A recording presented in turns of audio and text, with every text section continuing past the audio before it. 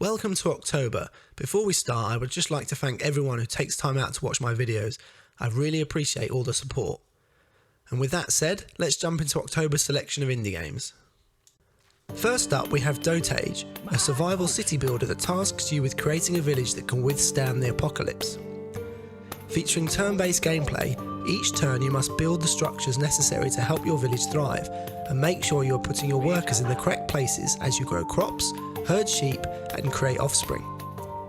Each turn a new event will play out that will affect your village in some way, be that fire breaking out, a deadly plague, or an earthquake. It is your job to make sure your society is robust enough to withstand these constant events. What I played of the demo early this year intrigued me, and I can't wait to check out the full game. Dotage comes to PC October 4th.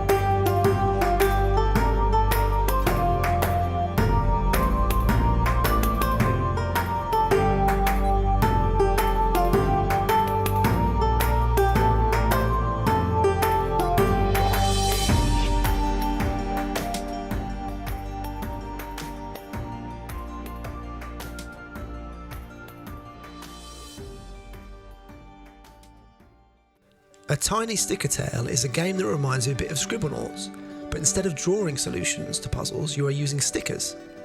It's a simple premise which leads to some interesting puzzle design. Coupled with a cute art style, it is one of those games that feels like it's going to be a really cosy time. A Tiny Sticker Tale comes to Nintendo Switch and PC October 4th.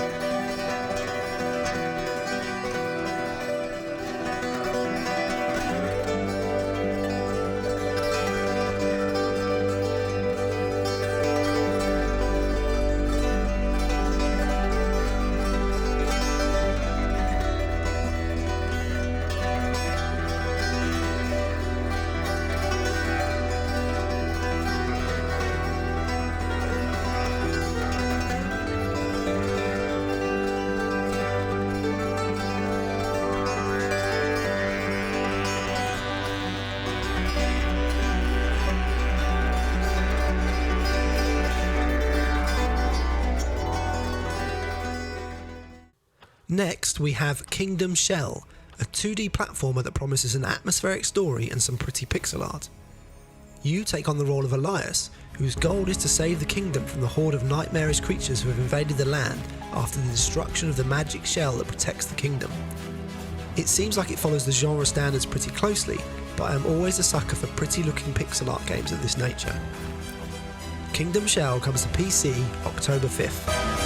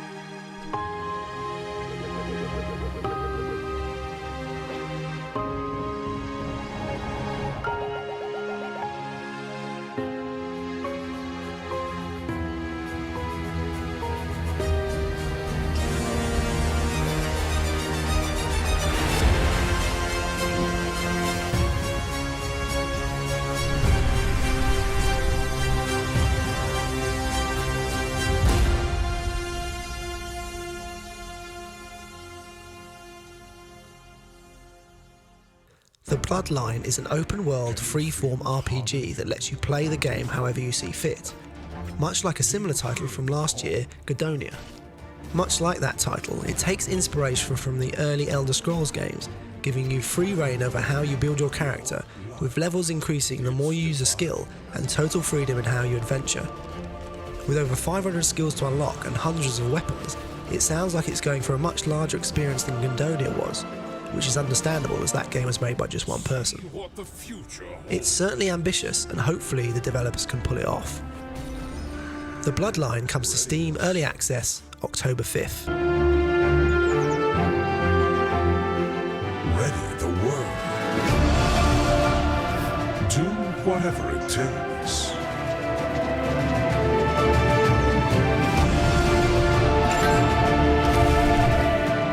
Heed thine call.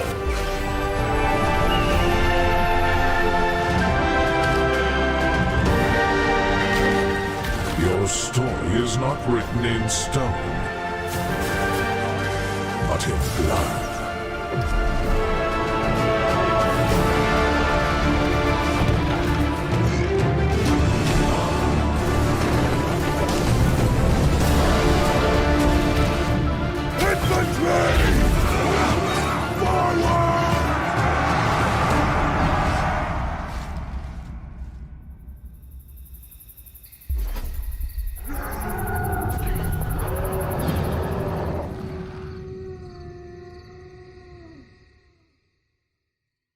Wargroove 2 is a sequel that looks to build on the success of the previous title, which was an attempt to make an Advance Wars style game.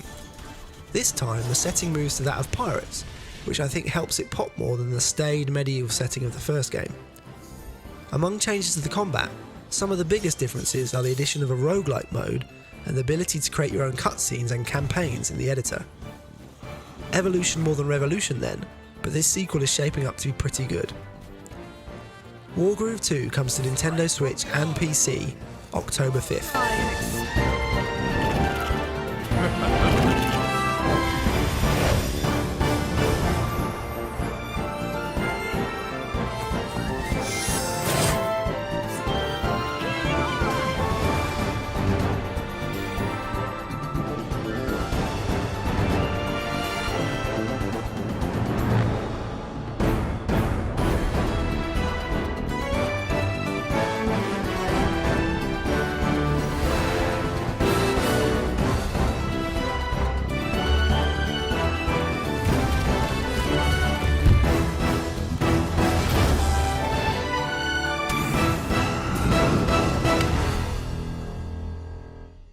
Next is Cybernight's Flashpoint, a squad turn-based combat game that looks to spice things up a bit by casting you as a bunch of cyberpunk thieves, which means levels are based as much around stealth and avoiding detection as they are taking out enemies. On top of this, there is a fairly branching narrative, with choices to be made that will affect how people react to you and how your teammates get along. I was impressed with the demo and look forward to playing something a bit different in the turn-based genre. Cybernight's Flashpoint comes to PC October 17th.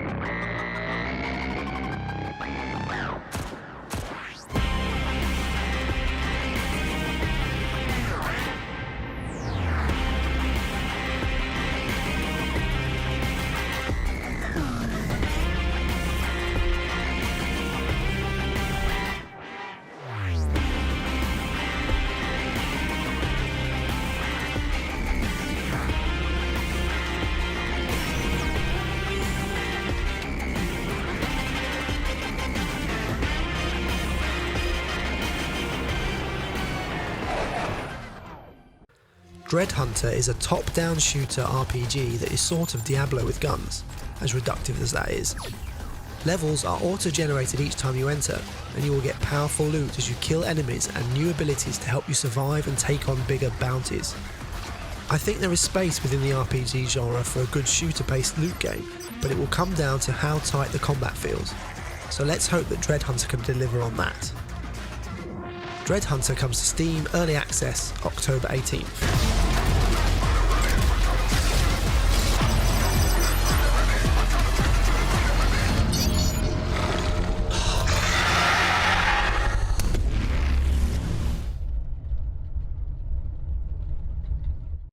In the last year or so, there has been a real explosion in the number of quick play 4X style games, titles that aim to allow you to play through a whole 4X game in an hour or two. Hexarchy is the next challenger to enter the ring. Its hook is that you will play and collect cards as you go through the game, building out your deck with new units, buildings and wonders to help you battle against the enemy AI and emerge victorious. There is a delicate resource-based system at work that allows you to burn cards for resources, which also thins out your deck and allows you to get to the cards you need more quickly. It's a very interesting premise that could create a really fun game. Hexarchy comes to PC October 19th.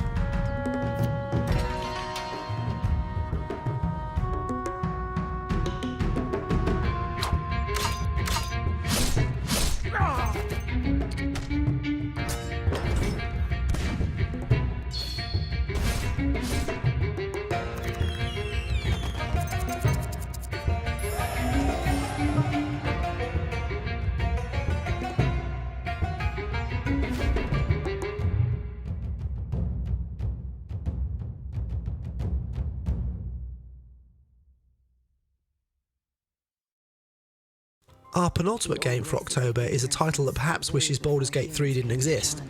Or maybe they can find new fans off the back of that game's success. Dark Envoy is a real-time with pause CRPG, where you control a party of relic hunters set in a world that mixes guns and sorcery. The developers emphasise the need to plan your attacks and take advantage of the terrain, with the ability to hide behind cover a key element. The other party piece that the game has is that you can play the whole game in co-op. No, it's your turn. From my time with the demo, the story seemed a tad generic, but the combat was fun and engaging. Dark Envoy comes to PC October 24th.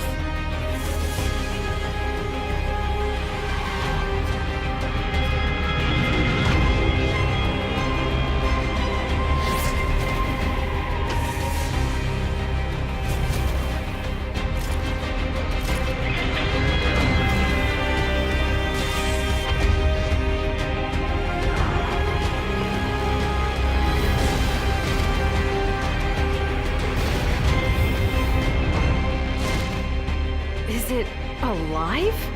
I've never seen a creature like this.